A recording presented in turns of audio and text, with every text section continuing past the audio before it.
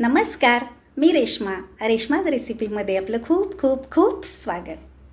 तर आज आपण करतोय, आता आंब्याचं सीझन चालू झालेलं आहे. आता आंबे भरपूर प्रमाणात बाजारात विकायला येते. तर आता आपण शिरा करणार आहोत, आंब्याचा रसाचा शिरा किंवा आंब्याचा शिरा. तर आपल्या शिराला अगदी मस्त आंब्याचा फ्लेवर भन्नाट असा येणार आहे. तुम्ही आता बघतच असाल, अगदी हलक्या हाताने मी चमच्याने हा शिरा जेव्हा घेतला आहे, अगदी मऊ लुसलुशीत, चवीलासुद्धा भन्नाट अशी टेस्ट आलेली आहे याला. तर हा शिरा आपल्याला कसा बनवायचा ते आज आपण पाहणार आहोत. चला तर मग सुरू करूयात. तर पहिल्यांदा एक पातेलं घेतलेलं आहे आणि एक भांडं कोणतं पण तुम्ही सेट करा. जेवढा तुम्हाला शिरा बनवायचा तर त्या भांड्याच्या मापाने आपण सर्व साहित्य घेणार आहोत. तर आता 1 वाटी रव्याचा मी शिरा बनवणार आहे, त्यामुळे तीच वाटी घ्यायची सगळ्या वस्तू घेण्यासाठी. तर त्याच वाटीच्या मापाने आपण 1.25 वाटी त्या पातेल्यात पाणी घातलेलं आहे आणि त्यामध्ये 1.25 वाटी दूध घातलेलं आहे. आता गॅसवरती दुसऱ्या शेगडीवरती हे दूध आणि पाणी मी गरम करायला ठेवलं आहे. आता दुसऱ्या शेगडीवरती आपण आता कढई तापायला ठेवली. कढई तापल्यानंतर 1 वाटी रवा, बारीक रवा घेतलेला आहे या शिऱ्यासाठी. तो आता मंद गॅसवरती कोरडाच भाजून घ्यायचा. आपण आता कोरडा का भाजतोय? अगदी कोरडा जर हा रवा भाजला तर मस्त असा एक एक दाणा छान असा फुलला जातो आणि मस्त हा भाजला जातो. तर 1 ते 2 मिनिटभर मंद गॅसवरती रवा हा कोरडा भाजायचा. आता नंतर त्याच वाटीच्या मापाने आपण अर्धी वाटी साजूक तूप घेतलेलं आहे. तर अर्धी वाटी आपण साजूक तूप घेतल्यानंतर थोडीशी 1 ते 2 चमचे आपण वाटीमध्ये थोडंसं उरवून घेतलं आहे. बाकीचं सगळं तूप त्यामध्ये रव्यामध्ये आपण टाकलं आहे. आता मंद गॅसवरती अगदी सुगंध येईपर्यंत हा आपल्याला रवा चांगला भाजून घ्यायचा. आता रवा भाजताना तुम्ही कसा भाजायचा? घरात रव्याचा सुगंध पण आला पाहिजे आणि जास्त खमंग पण नाही भाजायचा, कडक पण भाजायचा नाही. कारण त्यामध्ये आपण कडक जर भाजला किंवा खमंग भाजला, जास्त लाल जर केला तर आपण दूध पाणी वगैरे घालतो तर ते शोषलं जाणार नाही आणि आपला जो शिरा आहे तो थोडासा कडक किंवा दांडरलेला असा होईल किंवा मग घास बसल्यासारखा असा होईल. त्यामुळे भाजताना कच्चाही नाही राहिला पाहिजे आणि जास्त अगदी खमंग किंवा लालसर पण नाही भाजायचा. तर आता बघू शकताय मंद गॅसवरती आपण आता हा शिरा भाजतोय. हलकासा रंग बदलायला लागला आहे आणि आता रवा भाजताना आपल्याला थोडासा असा हलका लागतो. हे बघा, अशा पद्धतीने थोडासा हलका पण लागतो आणि आता हा जरासा पातळसर दिसतो. रवा भाजताना आपलं हे तूप जे आहे ते रव्याने सोडलेलं आहे, त्यामुळे पातळसर दिसतं. तर अशा पद्धतीने आपण हा रवा भाजला पाहिजे. आता आपण रवा भाजतोय तोपर्यंत दुसऱ्या शेगडीवरती हे पाणी आणि दूध बरोबर उकळलं जातं.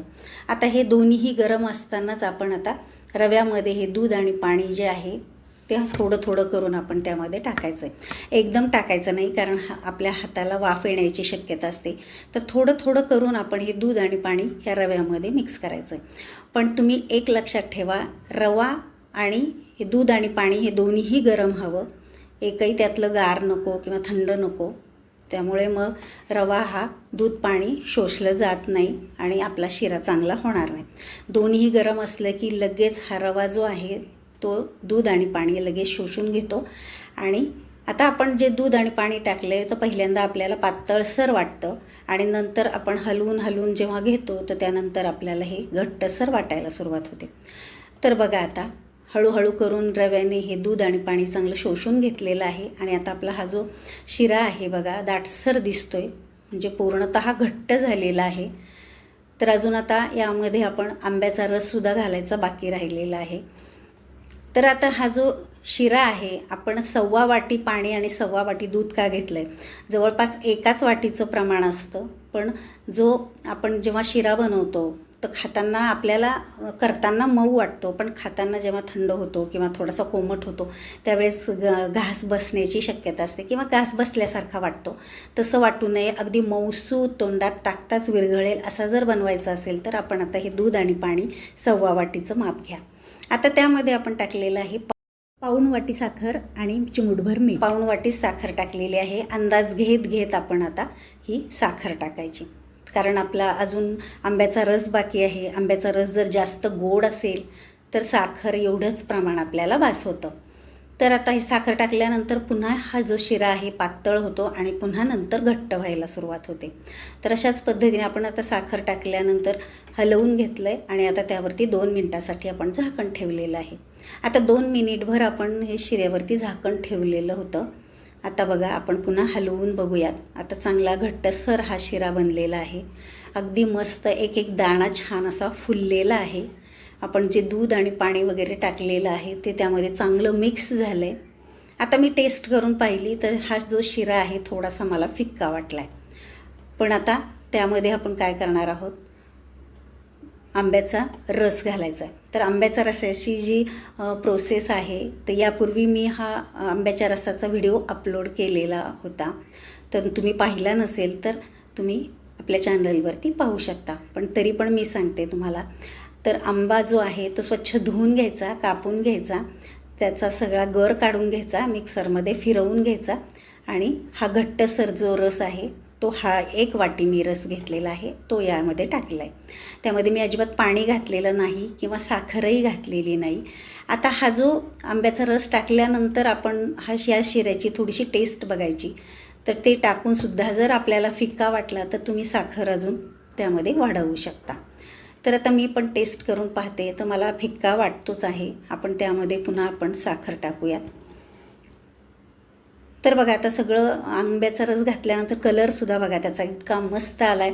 आता आज सगळ्यांना जर आंब्याचा फ्लेवर आवडत असेल तर तुम्ही यामध्ये ड्रायफ्रूट्स किंवा वेलदोडे पावडर वगैरे काहीही घालण्याची गरज नाही. आणि जर तुम्हाला आवडत असेल तर तुम्ही वेलदोडे पावडर घालू शकता, केशर घालू शकता. तर आता असंच हलवून घेऊन हा बघा पहिल्यांदा जरासा पातळ वाटला आणि आता नंतर पुन्हा दाटसर झालेला आहे. आता हा फिक्का जो वाटला आहे तर मी अजून थोडीशी पाववाटी साखर त्यामध्ये घातलेली आहे. म्हणजेच अगदी प्रमाण अगदी योग्य झाले. कारण पूर्ण आता या शिऱ्यासाठी आपण 1 वाटी साखर वापरलेली आहे. तर कितीही आंबा जरी गोड असला तरी साखरेसारखा एवढा गोड नसतो. त्यामुळे साखरेचं प्रमाण जवळपास 1 वाटी घ्या. आणि जास्त गोड आवडत नसेल तर थोडंफार कमी जास्त करू शकता.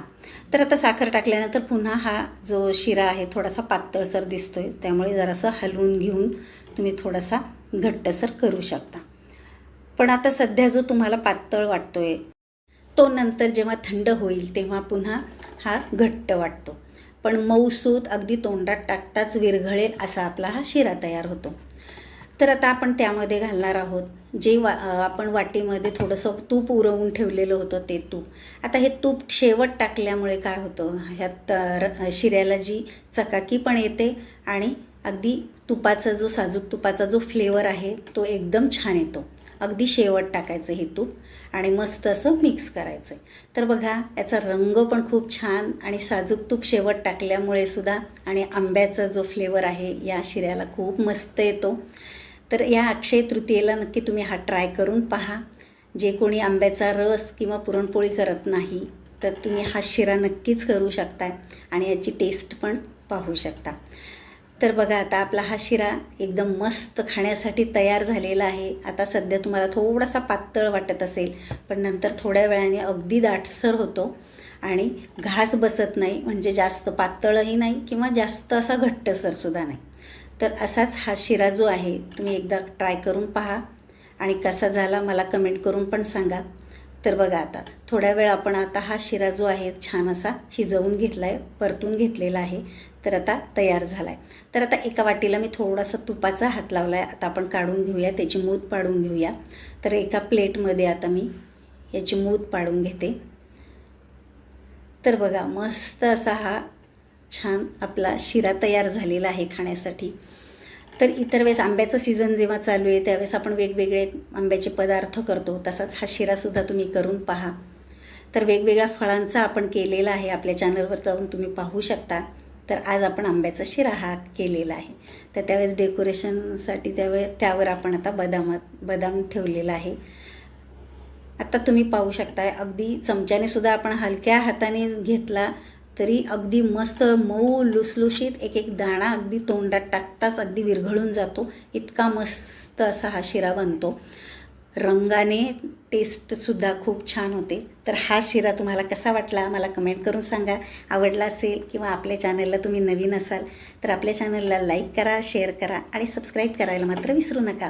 कारण सबस्क्राईब केल्यानंतर आपले जे दररोज व्हिडिओ जे अपलोड होतात त्याचं नोटिफिकेशन तुम्हाला येईल आणि नोटिफिकेशन आलं की तुम्हाला आपले व्हिडिओ जे आहेत ते सर्वात पहिल्यांदा पाहायला मिळतील. चला तर मग भेटूयात अशा छान छान नवनवीन रेसिपींच्या व्हिडिओमध्ये. तोपर्यंत बाय बाय, टेक केअर.